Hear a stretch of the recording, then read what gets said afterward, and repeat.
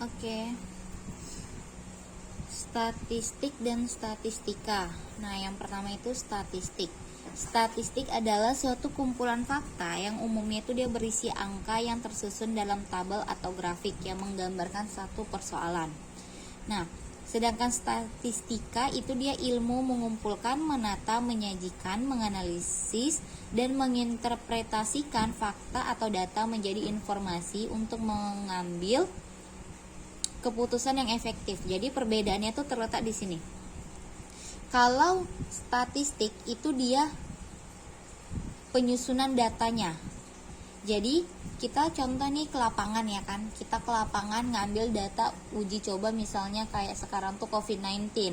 Nah, sebelum kita terjun ke lapangan, itu kita tuh udah mencari tahu nih, men-searching gejala apa aja yang ada di COVID-19.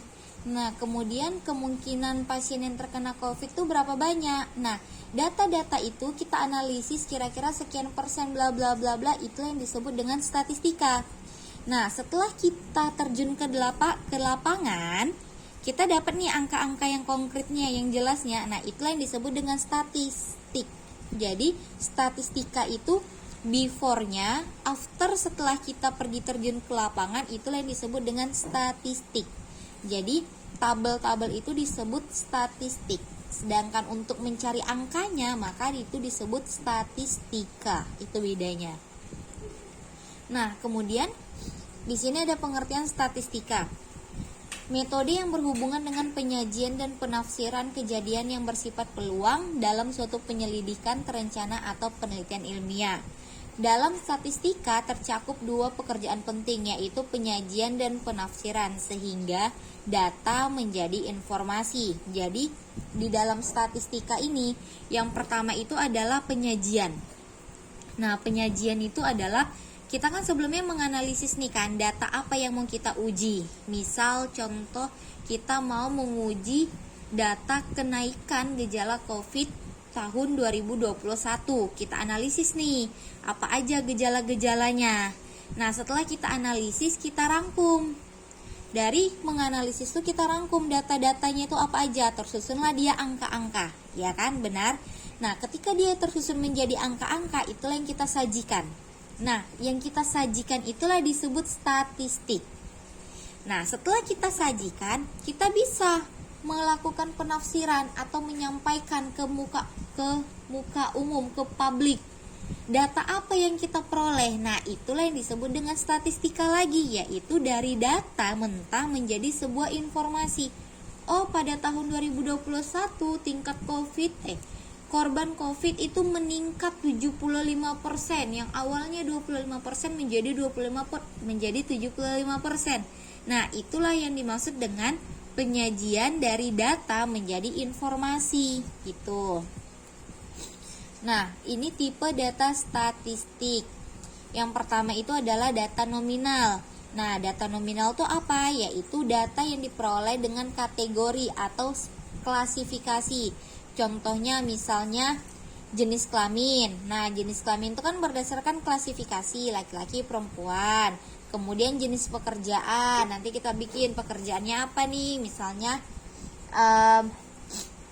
yang berhubungan dengan pemerintahan, PNS gitu kan. Nah, PNS aja itu ada beberapa jenis pekerjaan gitu. Nah, itu dia pakai klasifikasi, atau dia bisa dibilang kayak punya posisi data setara gitulah. Kayak jenis kelamin kan laki-laki sama perempuan tuh setara. Pekerjaan kan juga sama tuh, laki-laki perempuan tuh setara gitu. Nah, untuk data nominal itu tidak bisa dilakukan dalam bentuk operasi matematika, sama kayak gini jenis kelamin. Kan dia otomatis LK atau PR, mana bisa jadi positif dan negatif. Itu yang pertama. Yang kedua, data ordinal. Nah, apa itu data ordinal? Yaitu data yang diperoleh dengan kategorisasi atau klasifikasi, tetapi di antara data tersebut tuh ada hubungan. Nah, jadi kalau nominal tadi tuh dia data yang diperoleh berdasarkan kategorisasi atau klasifikasi tapi nggak ada hubungan. Contoh kayak jenis kelamin laki-laki perempuan, yang mana ada hubungan antar laki-laki dan perempuan. Perempuannya perempuan, laki-laki nggak bisa tuh perempuan jadi laki-laki jadi perempuan. Nah, untuk ordinal dia ada hubungan. Nah, di sini contohnya misalnya kepuasan kerja atau motivasi. Nah, apa maksudnya? Misalnya di sini kita contoh kepuasan kerja. Puas, sangat puas, tidak puas, cukup puas. Nah, itu dia semuanya itu saling berhubungan. Apakah dia puas, dia sangat puas, dia cukup puas, atau dia tidak puas. Nah, itulah yang dimaksud dengan data ordinal. Datanya itu saling terhubung. Yang ketiga, data interval. Nah, ini dia data interval. Interval itu kan skala ya, panjang pengukuran. Jadi data yang diperoleh dengan pengukuran di mana jarak antara dua titik skala itu udah diketahui. Nah, jadi contoh data ini misalnya temperatur yang diukur berdasarkan derajat Celcius dan F, yaitu dalam sistem kalender. Nah, di sini tuh tidak ada kategori dan dia bisa menggunakan operasi matematika. Jadi untuk data interval itu diantara yang sudah diketahui, kemudian kita nanya tuh panjangnya berapa, kemudian selain panjangnya berapa, kemudian berapa ukurannya dari titik satu ke titik lainnya. Nah, itulah data interval. Nah, yang keempat itu data rasio. Data rasio yaitu dia pengukuran juga hampir sama dengan data interval, di mana jarak antara dua titik itu dia sudah diketahui dan memiliki titik O yang absolut. Nah, maksudnya titik O yang absolut itu ya dia tidak terbatas gitu. Jadi titiknya itu dia tidak terbatas untuk data rasio. Nah, kemudian data nominal sama ordinal itu termasuk kualitatif. Sedangkan data interval dan rasio itu termasuk data kuantitatif. Apa itu Kak kualitatif dan kuantitatif? Nah, kualitatif itu dia berhubungan dengan kata-kata atau huruf-huruf. Nah, sedangkan untuk kuantitatif itu dia berhubungan dengan angka-angka, perhitungan. Itulah kuantitatif. Makanya di data nominal sama ordinal dia tidak menggunakan lambang matematika, sedangkan data interval dan rasio dia menggunakan lambang matematika. Nah, ini dia. Kualitatif bukan angka. Kuantitatif berupa angka.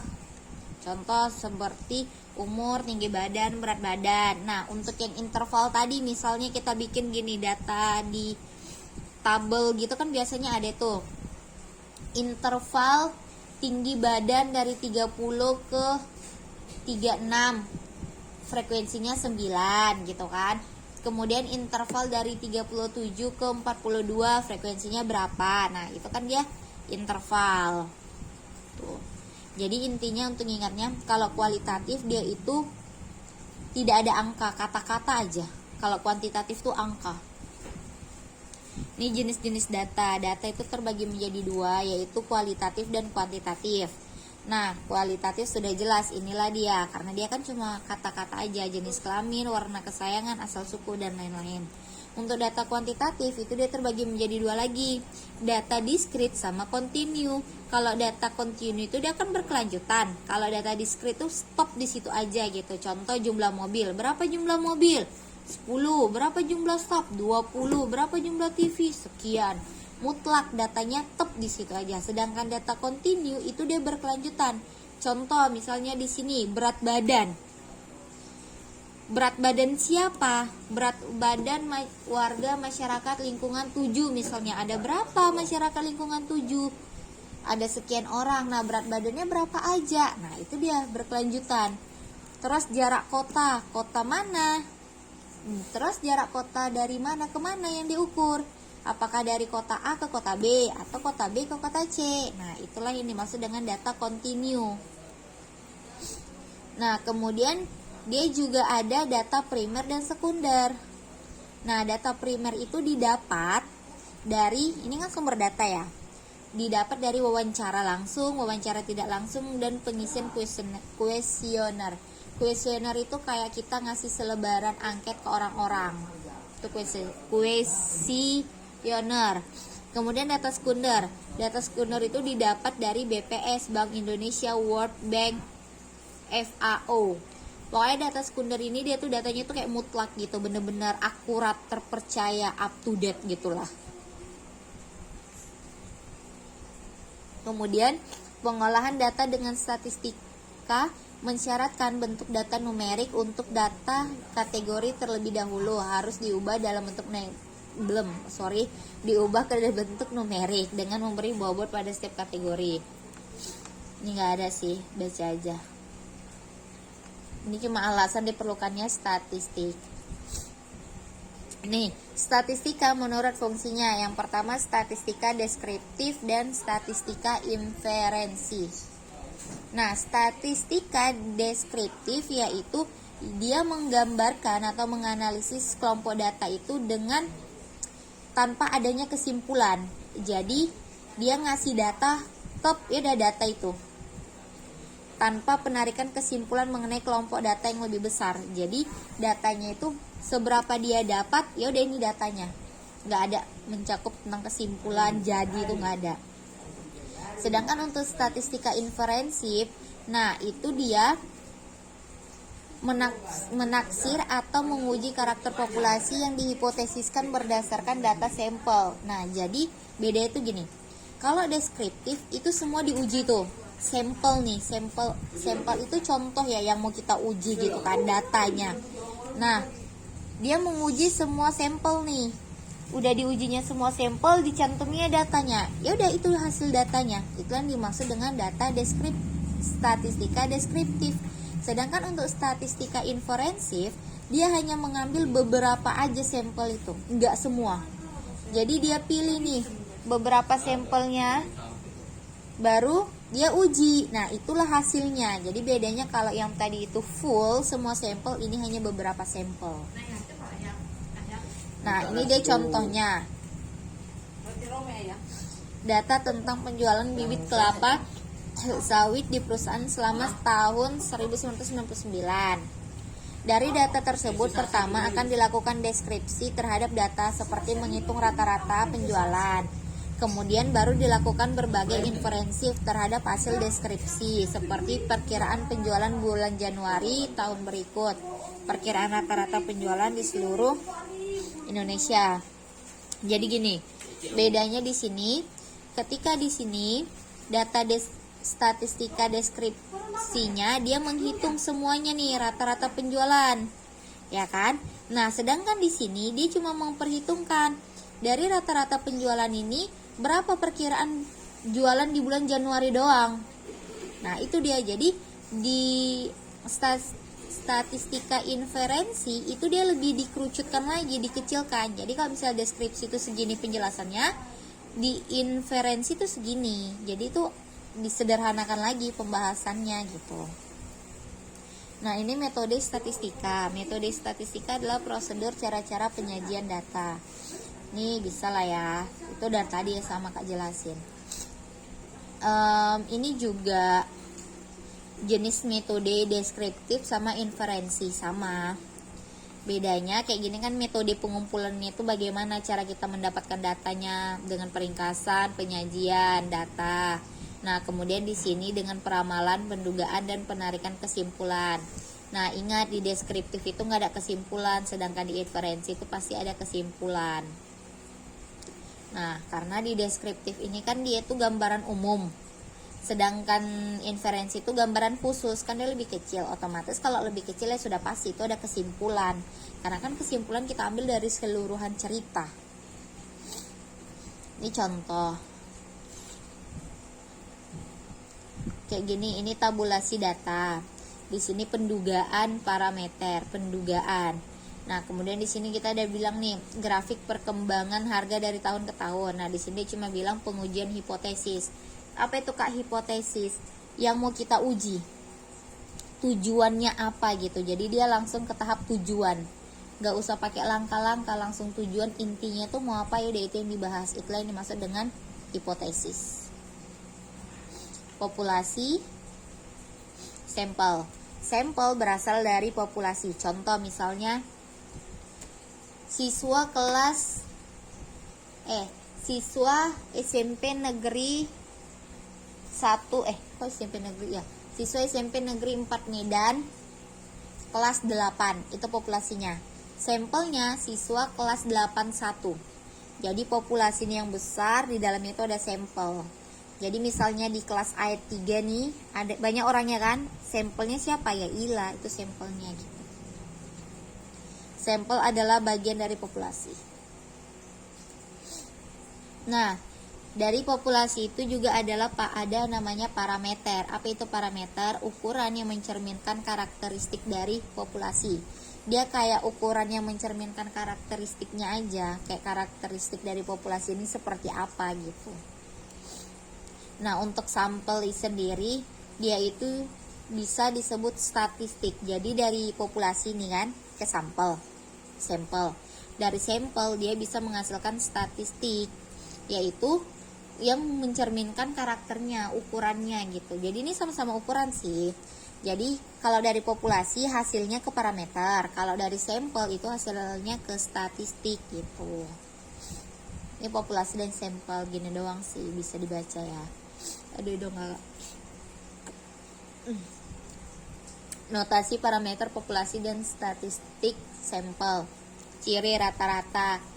Nih, apa maksudnya ini Kak? Ini lambang. Jadi kayak rata-rata di statistik itu dilambangkan X, sedangkan di parameter tuh mu gini. Untuk standar deviasi atau simpangan baku parameternya itu sigma, sedangkan di sini sigma juga si S gini.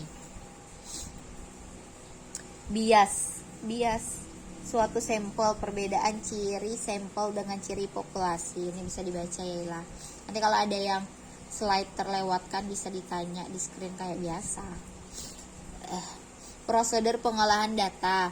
A. Parameter. B. Jumlah variabel. Nih, untuk parameter ini dia dibagi menjadi statistik parametrik dan statistik non parametrik, yaitu kalau yang parametrik itu berhubungan dengan inferensi statistik, kayak jenis data interval atau rasio. Sedangkan nonnya maka dia itu jenis datanya itu dia yang nominal atau ordinal. Nah, kemudian jumlah variabel. Analisis univariat, hanya satu pengukuran. Nah, apa yang maksud dengan variabel itu? Yaitu apa yang mau kita uji gitu. Jadi kalau misalnya hanya ada satu variabel, berarti hanya ada satu kita uji. Apa yang misalnya yang mau kita uji? Tinggi badan. Ya udah, hanya tinggi badan. Tapi kalau ada dua variabel, berarti dua, tinggi badan dan berat badan gitu misalnya contohnya. Oke, sudah sepertinya. Oke. Kalau ada yang nggak dipahami, tanyain lagi lah. Oke, sekian. Terima kasih. Dah.